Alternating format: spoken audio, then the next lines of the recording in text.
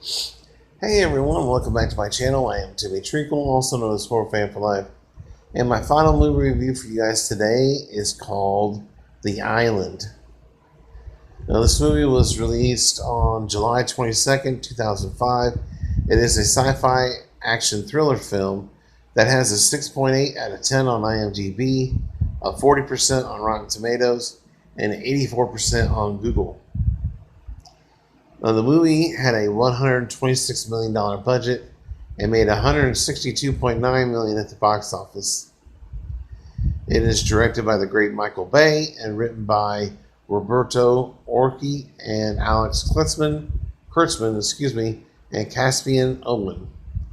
And it stars Ewan McGregor, Scarlett Johansson, Steve Buscemi, Sean Bean, and Michael Clark Duncan. And this movie is set in the future in the mid-21st century, where you have Tom Lincoln, or Lincoln 6 Echo. You have Sarah Jordan, or Jordan 2 Delta. Also, you have Jamal Starkweather, or Starkweather 2 Delta, who all live in this facility. It's underground. And while they're there, one of them, or I'll just go ahead and say Tom, discovers a terrible secret about the facility.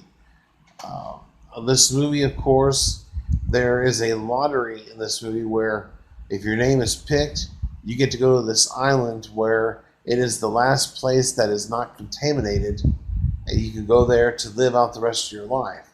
However, there's something that Tom finds out about the island that basically will affect everybody.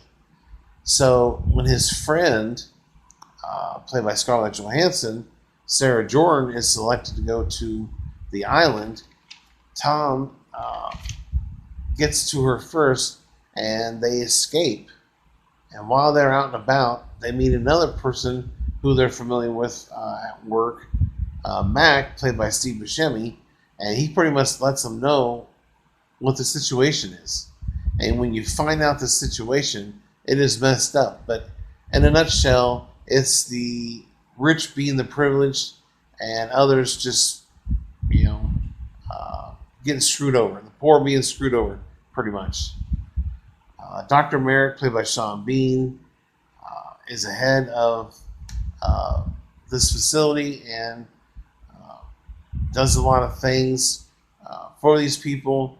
But we meet this character, like I said, Starkweather 2 Delta, played by Michael Clark Duncan, who only has a few scenes in the movie, but they're very effective and they're needed in this movie. He wakes up before they start a surgery on him, and he tries to get away. They eventually grab him and take him back, and that's when our two lovebirds basically escape and try to stay away from this facility. And once they learn that secret from Mac, Steve Buscemi's character, they go into action and try to stop that company from doing any more damage and affecting other people's lives that are there. And I enjoyed this movie. I had a blast with it. Michael Bay gets so much crap because of all of his explosion scenes and all these action scenes and all these different kinds of things, and I don't understand why. I loved everything about this movie: the story, the direction, the characters, everything about this movie. This was a blast to watch, and it's really scary that this actually could happen or could go on right now as we speak, and that is very scary. But outside of that, though, I have no issues with this movie. I had a blast with it. So I'm going to give The Island a 10 out of 10 and 2 thumbs up. All the movies I watched over the weekend, I didn't review. I just reviewed these right here because they were my favorite of the weekend. Didn't get any horror movies in or anything, but definitely will next weekend.